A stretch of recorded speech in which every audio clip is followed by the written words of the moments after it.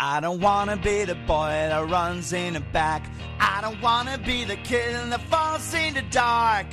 All I really want to be is the guy that gets that girl. Welcome to the AJ Steele Show. We discuss politics, sex, money, and everything in between.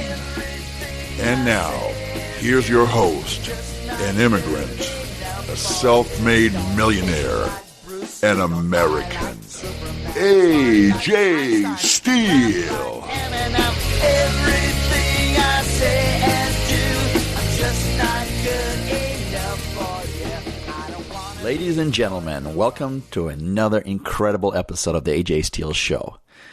We all have opinions about everything. We have opinions about movie stars, we have opinions about wars and politics, and we have opinions about our presidents. A lot of those opinions are based on what the media told us to think, and some of them are based on our gut feeling. It's that primal sixth sense that tells us if we should trust or mistrust someone after we see them and hear them talk. And I believe we should really listen to that inner voice of ours, because many times that voice is completely unencumbered by anything else. And in most cases, that inner voice ends up being correct. Having said that, I always had a strong feeling about each and every one of our presidents. Some of them I liked on a personal level, but I didn't like their politics. Some I hated, and I hated their politics. And some of them I just tolerated. Now, I acknowledge that a lot of what I thought about those presidents was shaped by the media, because I never got to meet any of them in person, unless if you count the time when my son and I drove 4 hours to see Donald Trump's rally in front of 25,000 people. Or in high school when I cut a class and I went to see Mike Dukakis. I actually went to see a Mike Dukakis rally in San Francisco. But then again, he lost the election to George Bush, the daddy George Bush, so I guess that doesn't count. But can you imagine my great surprise and intrigue when I was contacted by a man who told me he personally worked for 4 presidents and that he was privy to many of their inner secrets and got to see him in action, not to mention the fact that he had a copy of Hunter's laptop from hell. Let me repeat myself. He has a copy of Hunter Biden's laptop from hell. Well, you probably want to know how all of this came about, right?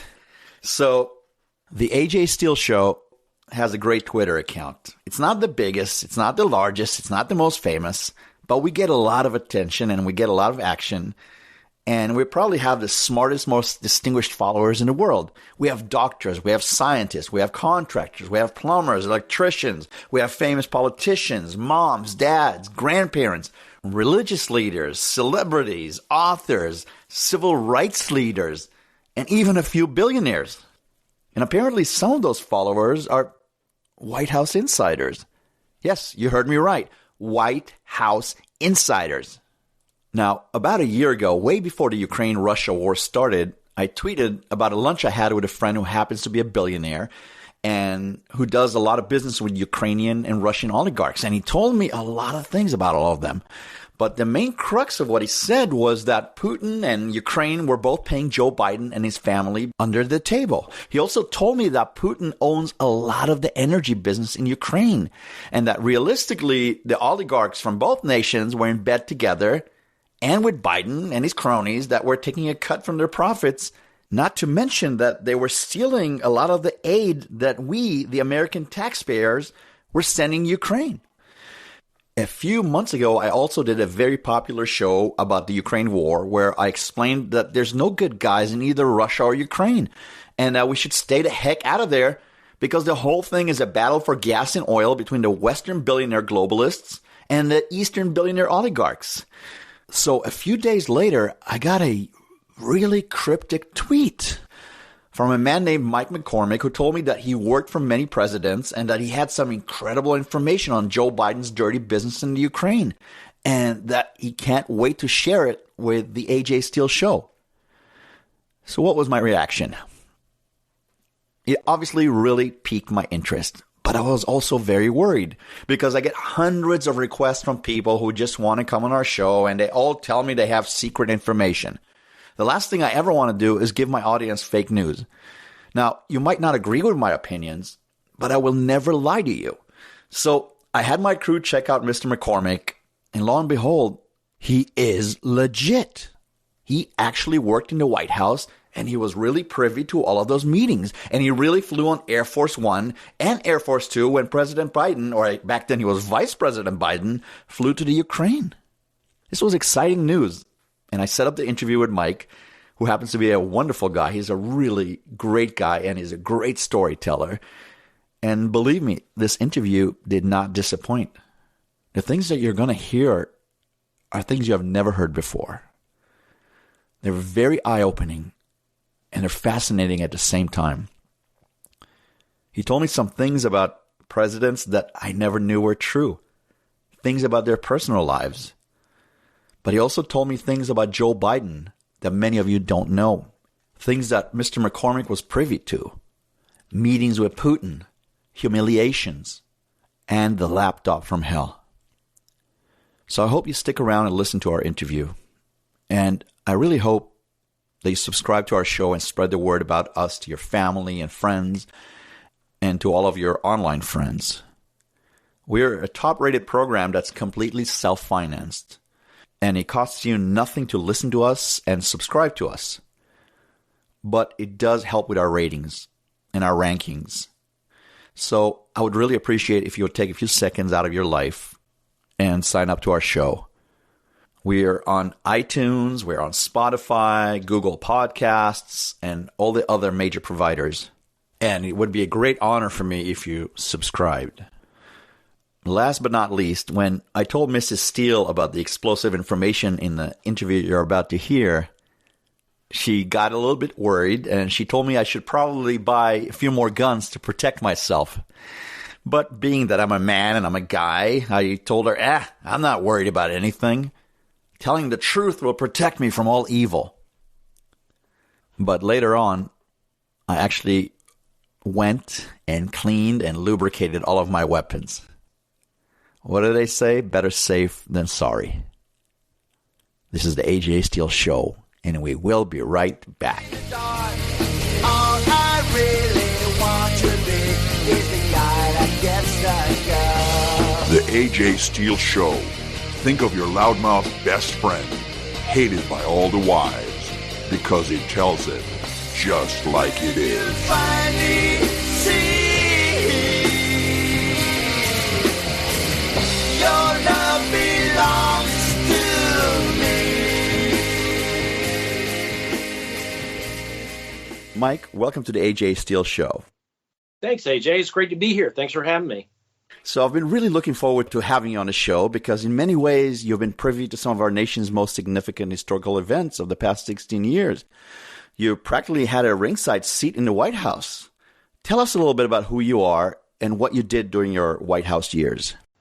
Well, thanks, AJ. Yes, for 15 years, I was a White House stenographer with the press office. I started there in 2002. I worked there through 2007. I took a couple years off and did another job in Richmond for a couple years, and then went back in 2010 and then finished up with 1 year with Donald Trump, President Trump.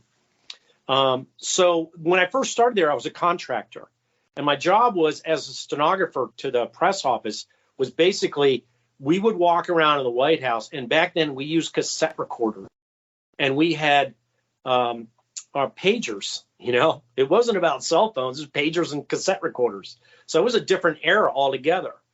And then we moved into the modern era where now everything is audio, immediacy. There's Twitter came out during that time. And for what I did was I was part of the press office. Anytime the president or the vice president would have an interaction with the press secretary at his briefing every day or her briefing every day, the president in an interview with, Sports Illustrated or with, the Wall Street Journal, we would have somebody from our offices or team of us in there with a recorder recording it. Then we would bring it back to our office. The team would type it up and we would make it an immediate transcript available to the press office. So they knew what was exactly said in case something was misquoted or something like that. Got it. So which presidents did you work with? Well, I worked with George W. Bush, I worked with Barack Obama, and I worked with Donald Trump. my position within there was to work with the vice presidents. So even though I did a lot of work with the presidents, and I flew on Air Force One because part of our job to be with the press was if the president was on Air Force One and his press, he went back and talked to the press, there had to be a transcript of it. So we flew on Air Force One with all the presidents, but I also spent a lot of time flying on Air Force Two with Vice President Cheney and Vice President Biden. I never traveled with Vice President Pence. So I'm assuming you had to pass just a tiny bit of security clearance to get that job, huh? Yeah, that's right. I passed security clearance several times and worked hard. Joe Biden was definitely a big challenge for our office. Back then he was a long-winded guy, but our focus had to be the president. And, Joe Biden back in those days wanted to focus on him more than on the president. I mean, he's a pretty big egotistical guy. And so there was always this sort of behind-the-scenes tension in the Obama White House with, how to satisfy Joe Biden's aggressive desire to be kind of the center stage. And I think it caused a lot of behind-the-scenes animosity. I mean, when I first started there, they kind of looked at him as sort of the old man that talked too much. And when I say they, I mean like the senior advisors of the David Plouffs and the David Axelrods looked at him like that. So, I got to know him and see him in that way and worked with him. I traveled with him to Moscow. I traveled with him to Ukraine, to China, a lot of places. Wow, it sounds like you have so much insider information, and I bet that our audience can't even wait to hear all the juicy tidbits in all of Biden's schemes. But before we zero in on him, I wanted to talk some shop. I know you've been on a lot of shows. You've been on Newsmax, you've been on Fox News, you've been on the Steve Bannon show, but we're not any of them. We're the AJ Steele show, and we actually want to hear some dirt about the presidents you worked with. So you worked with 3 of them, and my first question for you is, which one of them was nicest on a personal level, and which one was the most, how do I say it, arrogant or the least friendly? Donald Trump was the nicest on a personal level, without a doubt. I think he was probably one of the most genuine White House occupants in a long, long time. He was a guy who would basically go in a room and be himself in the room. It's not always, the polished guy that the other presidents were. And, he had a fearlessness about him to just be himself. Whereas what I noticed with presidents is I noticed this with President Bush. Mrs. Bush, Laura Bush, never called him George. I only heard him call him George once. She always called him the president, as though he wasn't really a person. He was the office. And Obama was a little different. He was a little more sort of casual and cool. And after kind of the stiffness of the George Bush era with Bush and Cheney, the Obama cool was what everybody was really excited about. But behind the scenes, he was aloof. And he wasn't really there for, he cared more about his golf game, to be honest with you. And he cared about a lot of stuff that people thought he was saying he cared about, but he didn't really. So when Trump came in, and I get a quick story for you about Trump. This wasn't me specifically in the room. We had a stenographer who was in the room early in the Trump years. And remember, when he moved in there, Barron Trump was a young kid. He was like 10 or 11. So this guy was in an interview in the Oval Office. It was in the summertime. And all of a sudden, a presidential interview is a really big deal. They don't get interrupted. It's a very high stress. Focus in, get it done. And all of a sudden, in the middle of the interview, Barron Trump walks in with his tennis coach. He's like, "Hey, Dad, I want you to meet my tennis coach." And the interviewer sort of looks up, and the stenographer's there, and the other people in the room are there. And it's the Oval Office. And the tennis coach, they're all sweaty. They just were doing a tennis lesson. And the tennis coach is like, "Oh, my God, I'm in the Oval Office. I can't believe I would have worn better clothes if I'd come here." And, and the president is just like, hey, Barron, how's it going? Hey. And he meets the coach, and they're saying hi. And Barron goes, there's always a valet in the Oval Office. And the valet goes, "Barron, you want anything?" And he goes, "Yeah, I want a Coke or a soda or something." So he gets a soda. So they're having a chit chat with the coach and everybody in the room. So President Trump goes, "I'm in the middle of this interview. You guys got to get going." And Barron's like, "No, Dad, I got my soda coming." So like, okay, sure, why not? So they chat some more. There's just good natured chatting. Eventually it gets to the point where the interview's over. And that was it. Barron walked in and he just sort of let his son's day be part of his day in the White House. That's very unusual. And that's who Donald Trump is. That's a great story. Now, I haven't had the pleasure of meeting him myself, but my personal impression of him is of a guy who is not necessarily well read and that he's not very good with minutiae and details, but he has this incredible street instinct and he understands the big picture better than anyone. He's to me, he seems like he's a natural communicator, but not a politician in the ugly sense of the word. I think he likes to be the center of attention, and in many ways, he reminds me of some minorities, and I'll tell you why, because to me, it seems like he has a chip on his shoulder, and that chip kind of drives him to greatness and maybe to madness as well. But I also feel that as a human being, he's an extremely sensitive man, the kind of guy who doesn't like to get hurt. He's very careful. He'll do whatever it takes to succeed and appear tough. But on a personal level, he's much more caring and decent than anybody realizes. Can you tell us any more stories about Donald Trump? I wrote a book about my first years at the White House. And to be honest with you, it didn't end well. The adoration of Barack Obama was over the top, both in the press and in people I worked for. And I made the mistake of declaring openly as the 2016 election was approaching, while I was working in Barack Obama's White House, I would love it if Donald Trump became president. I thought the things he was saying, and I'd listened to presidents for going back to 2002. They were starting to make a lot of sense. His policy ideas made a lot of sense. I think he was really telling people what needed to be said, policy-wise. And there was all this criticism of his personality and his background and his morals and all these things. But I didn't listen to that. Well, I got in a lot of trouble. And even though he won, the people in my office, there was a change in the management. And they said, look, you're not a guy we're going to trust anymore. I couldn't believe it. So I left after a year and I wrote a book about it called 15 Years of Deplorable, a White House memoir. And in that, I have one observation about Trump that I would pass on. I was in the Roosevelt room and there was just sort of a bunch of people in there. It was the press pushing in there. And there was a lot of, sort of negotiation. And at that time, General Kelly was I don't believe he was the chief of staff yet, but he was sort of sitting at Trump's right hand.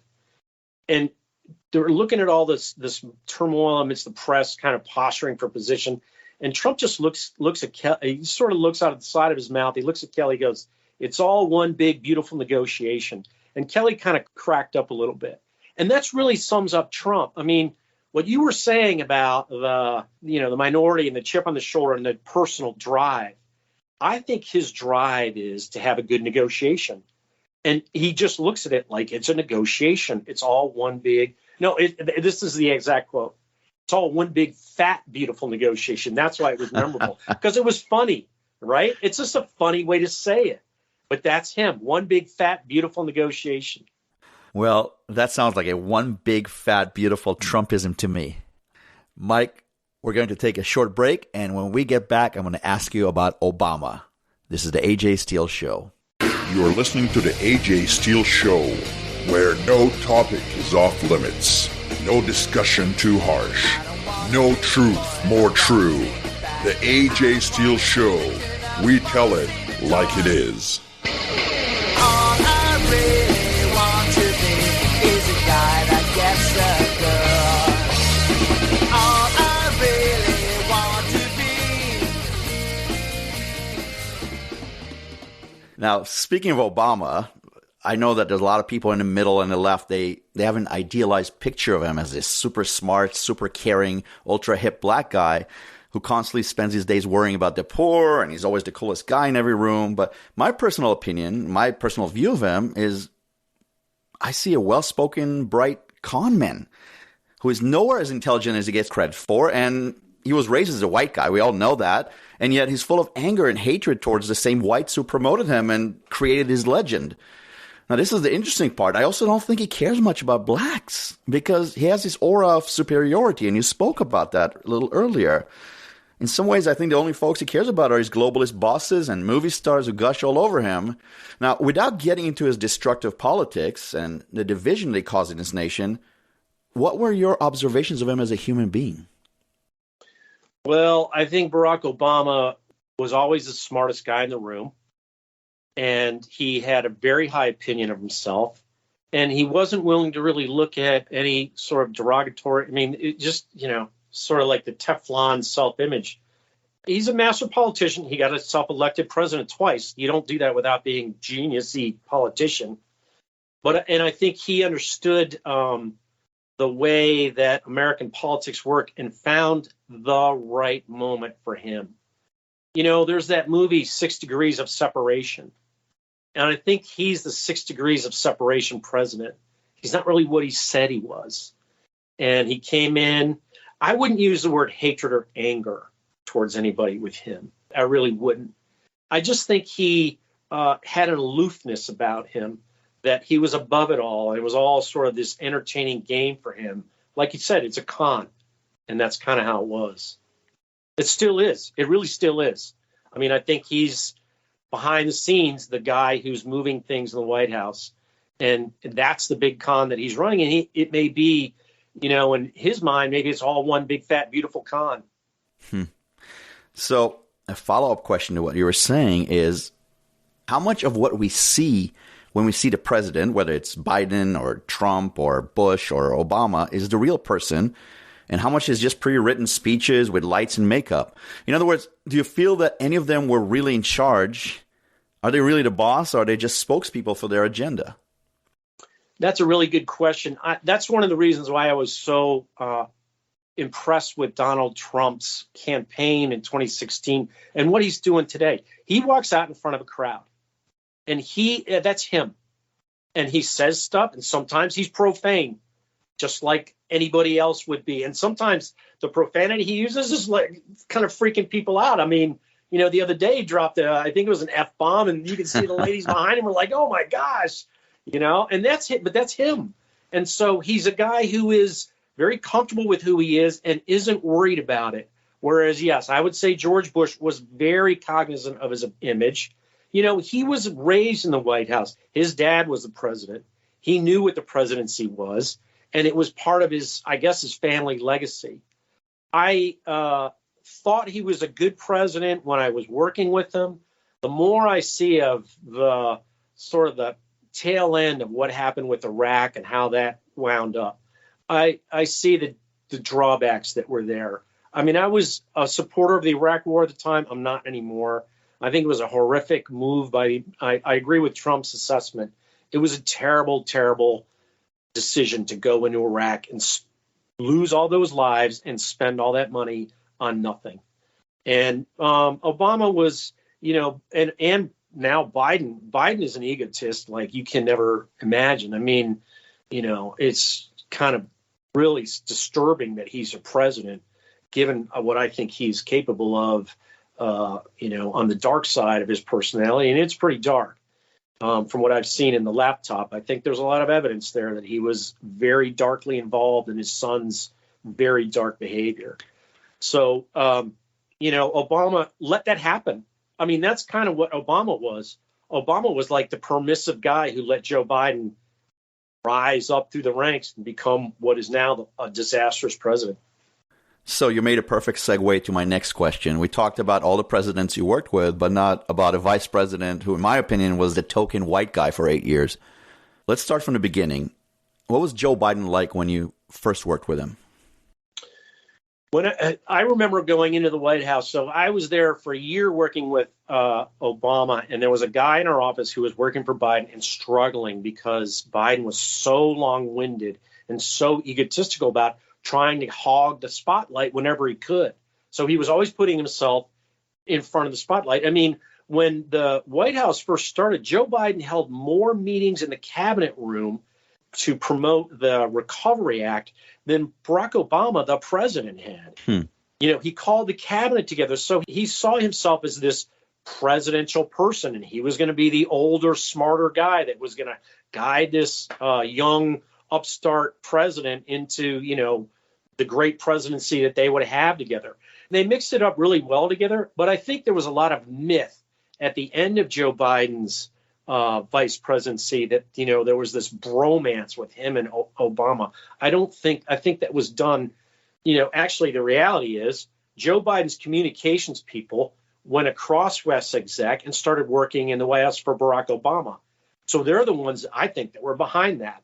Shayla Murray was the communications director for Joe Biden. She went across and became a senior communications staffer for Biden. And I think that's where that bromance stuff came from. I guess he was always the pompous, vacuous jerk we all thought he was. Now, I know I heard you talk a while back about something that happened to Joe Biden with Putin. Many of us know about the time where President Xi of China humiliated Barack Obama when he came to China and he made him get out from the back exit of Air Force One. But I hear that you are in a meeting where Vladimir Putin, the supposed devil himself, really embarrassed Joe Biden. Humiliated him. And this was 2011. And Xi humiliated Biden in 2011, too. Oh. Like more than any vice president had ever been humiliated. But the worst example of it was what Putin did to him. So in March, so this is 11 years ago, March 2011, we go into Moscow. I wrote a chapter of it in my book. I wrote the book, Joe Biden Authorized, and 2020 Crack Up of the Democratic Party. You can get it on Amazon. You can get it on my website, joebidenoauthorized.com. And the third chapter is called, Do You Mind If I Use Rough Language? Not at all. Bitch Slapped in Moscow is the title of the chapter. Bitch slapped in Moscow. And that's what happened. And so I go into pretty good detail. But basically, Biden flew in there. He wanted to be the tough guy. And Putin took him out with a personal humiliation. Basically, he sat him down in this long conference table. Tony Blinken was there. So Tony Blinken, who's now our Secretary of State, was also part of this humiliation. The Russians have known this for years, that Biden and Blinken would be easy marks if they ever got into power. And look where we are now. So they sit down at this table. They have this meeting. And Putin asks him this question, tell us about your past, knowing that Biden, this old fogey, there's going to take this story to 18th, 20-minute long, I remember when. And he literally goes, I remember back in when I first came here, and they cut the lights out on him. They cut his mic, and the press is watching, is told to leave, like the Russians, out, out, out. And everybody's out, like there. And Biden never said anything. He didn't say, hey, it wasn't done. What's going on? Let's finish, he just took it, he got slapped and he took it. And that's what happened. And, that's what Putin's doing now in Ukraine. He just knows he can run over Joe Biden and get what he wants. Unbelievable. And that's why they walk all over us. The Chinese walk all over us. The Ukrainians walk all over us. And the Russians are walking all over us. I forgot the Iranians. Let's mention them as well. Anyway, Mike, I'm going to have to take a short break. And when we get back, I'm going to ask you some questions about Joe Biden's dementia and much more. This is the AJ Steele Show.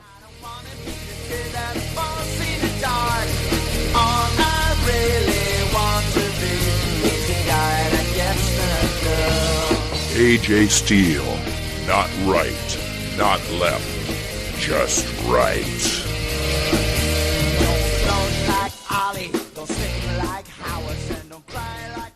Did you notice signs of dementia back then, or is this a more recent kind of thing? This is very recent. There's that famous video of him being on the stage at the Council of Foreign Relations when he says, I told the guys I was leaving in 6 hours, and if they didn't fire this guy, I was going to take the $1 billion. Well, if you look at him in that interview, that was 2018. That was January 2018. That's the Joe Biden who was vice president. If you look at him now, there's a huge difference. He's half the man he was when he's vice president. He can't go on a plane and fly to China. He can't do that trip. He can't go on a 4-stop day campaigning through Ohio and Pennsylvania like he did in 2016 for Hillary Clinton. He can't do that physically anymore. And, he can hold together for an hour for a press conference or for an hour for a televised debate with Donald Trump. But that's all he can do. Well, we all know that dementia is progressive and it's not going to get any better. It's just going to get worse. Was Joe Biden ever a bright man, or was he just a politician? He's a very cagey politician, and there's a real darkness there. Joe Biden is an evil man, in my opinion. I think he's willing to lie about anything. He's lied about his relationship with his wife since the start. He's put it in writing. He wrote a book called Promises to Keep. He published this book in 2008 to preview his great 2008 presidential run that lasted about 3 weeks and was, dwarfed by Barack Obama's popularity. But in that book, he talks about how he met his wife, and he put it in writing. Well, there's a whole different version of how he met his wife from her ex-husband. In the book, he said he met his wife in 1975 when he was walking through an airport, and he saw a poster that said, "I want to meet that girl." And he got his brother, Jimmy, to go, tell him who this person was. And he got to meet her. Well, the ex-husband says no. In 1972, my wife, Jill, and I were volunteering for Joe Biden's campaign. And that's when he met her. So there's been a lie at the cornerstone of his marriage. That's a very weird thing to do. And I think it had a lot to do with how his son, Hunter, became so deeply self-destructive. I mean, there's no other word for it. There's no question in my mind that this whole family has some deep pathology to it. He started out by lying about how his original wife died. He said he was a drunk driver when that wasn't the case. And then every time that anything goes wrong in his life, his go-to is, "Oh, my poor son, Bo." And I'm talking about his son who died from cancer. Not to mention all the craziness and all the stories about the pedophilia and his son Hunter going with the wife of his dead brother. And just the fact that he used Hunter for financial and political gain. He never cared about this poor guy's drug addiction. He never wanted to deal with his drug issues or with the fact that he's a sexual deviant.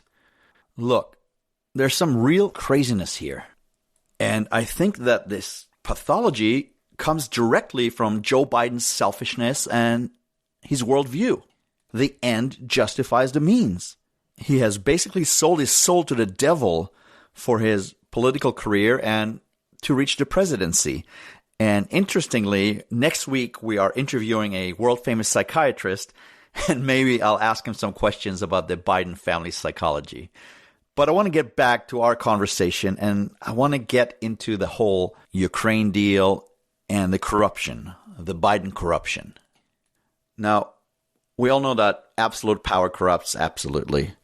And I think that most politicians on both sides are crooked. Everyone has heard of the Clintons and their foundation and their connection with the Russia collusion lie. But now we're finally hearing more and more about the Biden crime family, and you're just starting to touch on that. And in a nutshell, it seems to me that smiling Joe Biden and his son and his brother basically sold out their nation to the highest bidder. They got rich by selling out influence to all of our enemies, including China, Russia, and Ukraine. You personally traveled to Ukraine with Vice President Biden on Air Force Two. What do you remember? Well, I've been writing about it in a Substack. And a Substack is Midnight in a Laptop of Good and Evil. And the reason I've been writing about it is because about 6 months ago, a guy named Garrett Ziegler, who was a top aide for Donald Trump, came in possession of a laptop, the Hunter Biden laptop. He gave me a copy. So I've been going through the laptop with the knowledge that I have of having traveled to these places. And I don't look at the laptop sordid things. It's so disgusting. I will not allow myself to look at that and have those images in my memory at all. But what I do have in my memory is I remember going with Joe Biden in 2014 in November to Kyiv. I took 3 trips there with him. This is the second of 3 trips. And I write about it because I came across a White House transcript that I produced that was done on Air Force Two on that trip.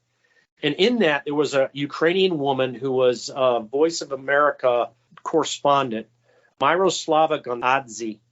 And she was in the back of the plane. That she was doing an interview with not Joe Biden, but with his spokespeople. And I read this transcript. I got it off the whitehouse.gov website that Barack Obama has archived.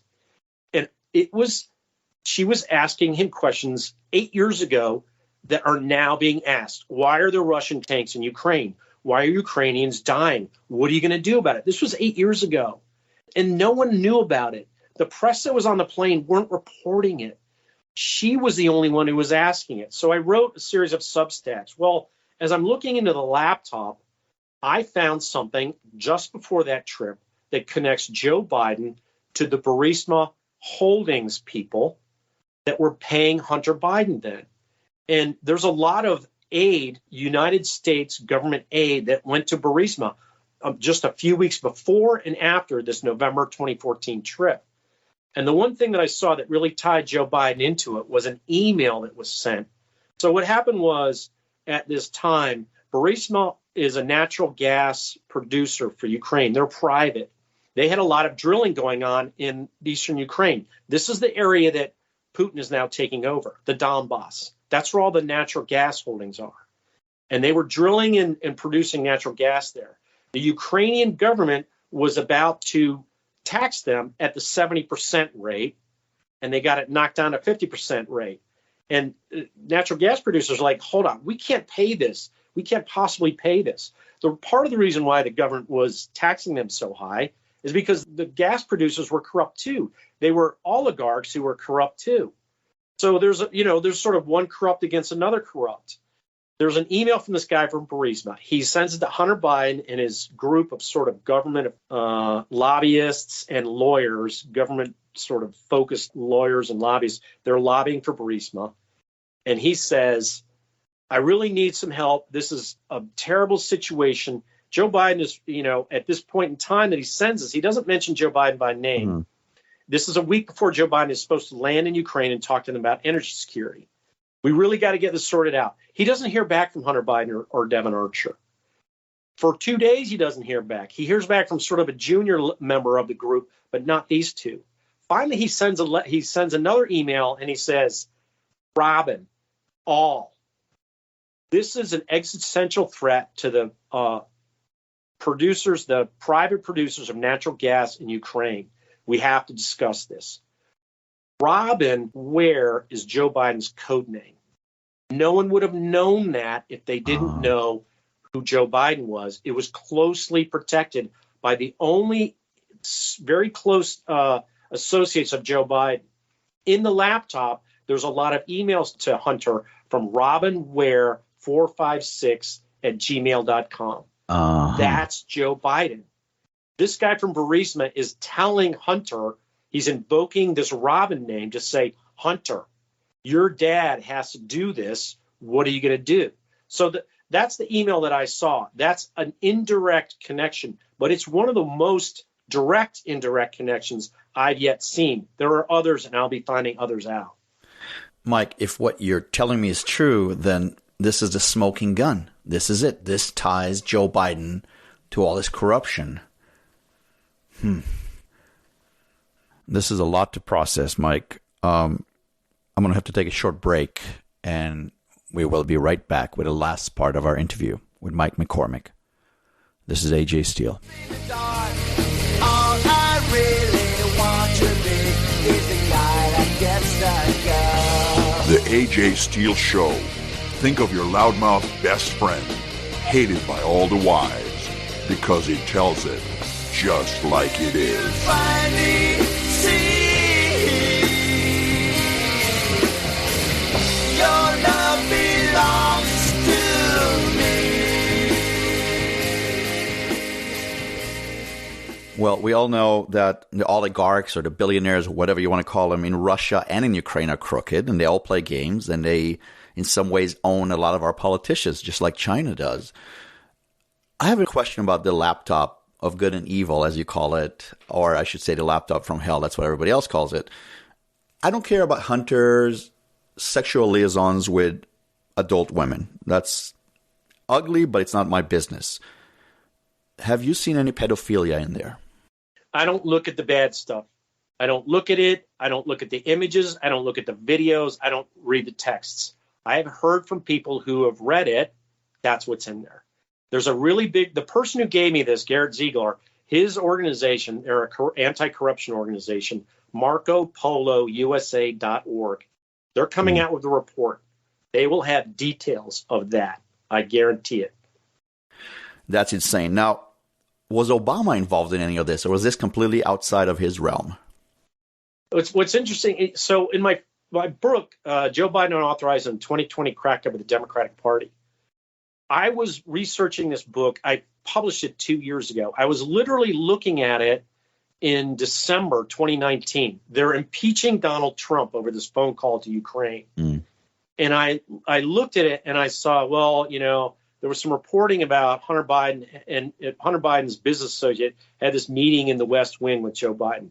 So I got on the whitehouse.gov website, you can download the visitor logs. So I downloaded them and looked at them. And I went to the date. The first meeting that day was a name, David Axelrod. And I was like, David Axelrod, what was he doing at 7 o'clock in the morning? He's not a guy who gets up in the morning. I worked with David Axelrod. It showed him visiting the VPR. I know that's the vice president's residence. I was like, wait a minute. David Axelrod doesn't like Joe Biden. He used to think he was the goofy old guy. Why was he at the vice president's residence for breakfast at 7 o'clock in the morning? Come to find out, there was a meeting the evening before with Barack Obama, David Axelrod, Jim Messina, and David Plouffe. And I think they sent Axelrod to the vice president's residence to head off this corruption that he was about to do at Burisma. So in my opinion, yes, Barack Obama knew there was corruption that Joe Biden was conducting, and he tried to head it off, didn't succeed. Like I said, he's the permissive president. He let Joe Biden get away with it. They started covering it up.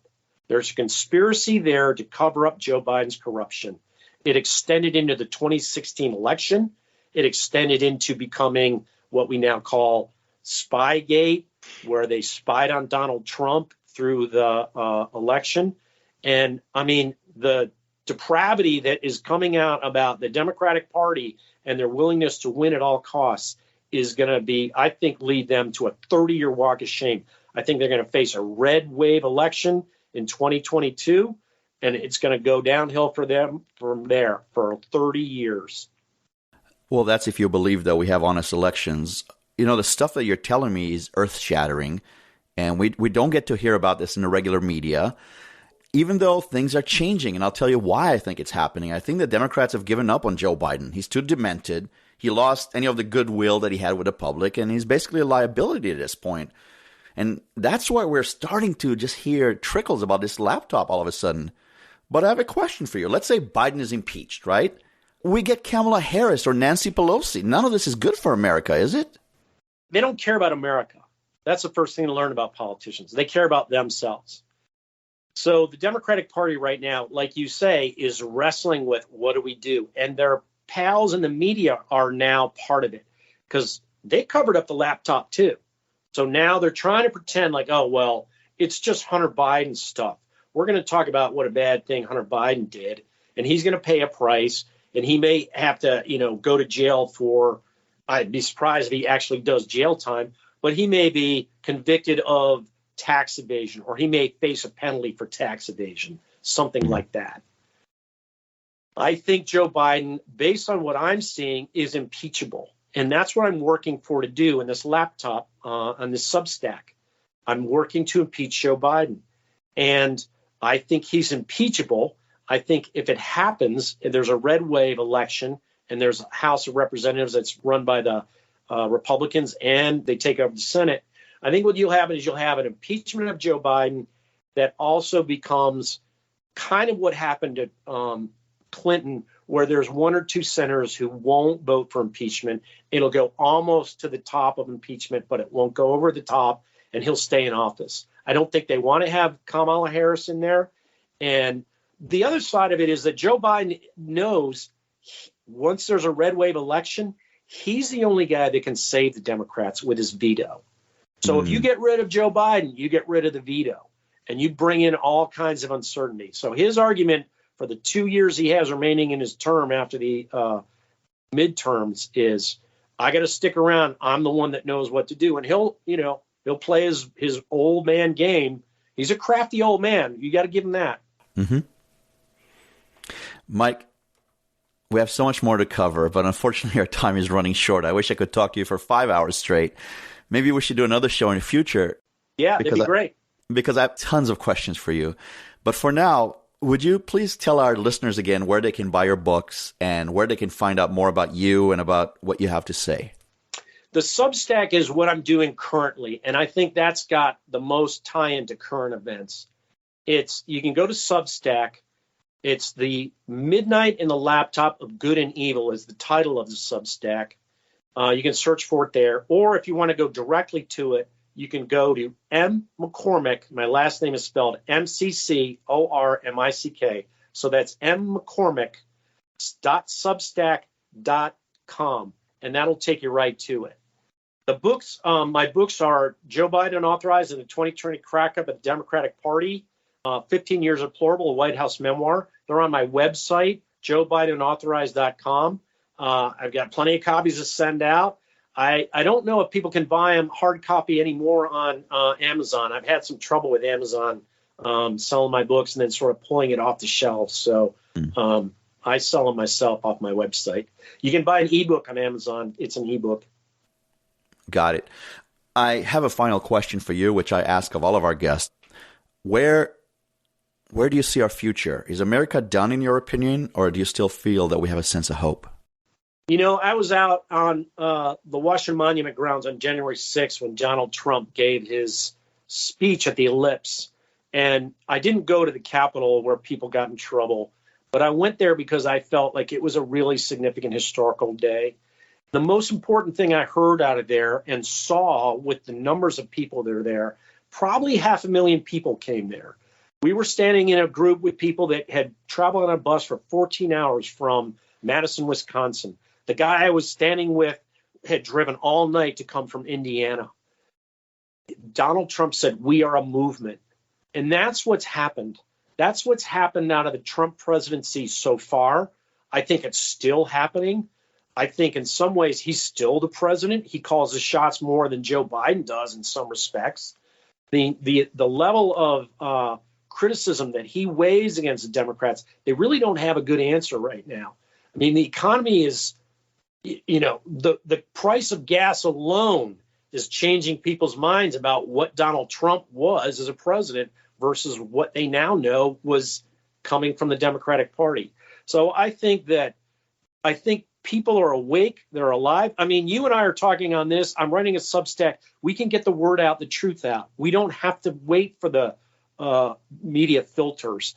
That's the reason why I wrote the books. I stood there in Moscow and watched Putin humiliate Joe Biden. No one ever heard about it until I wrote my book.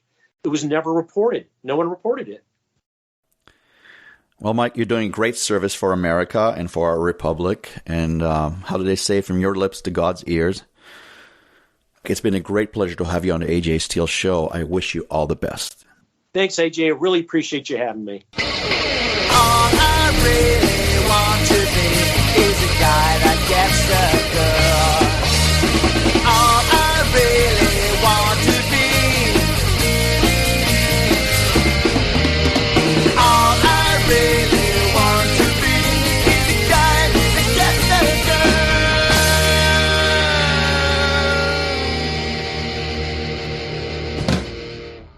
The AJ Steele Show. Copyrighted 2022.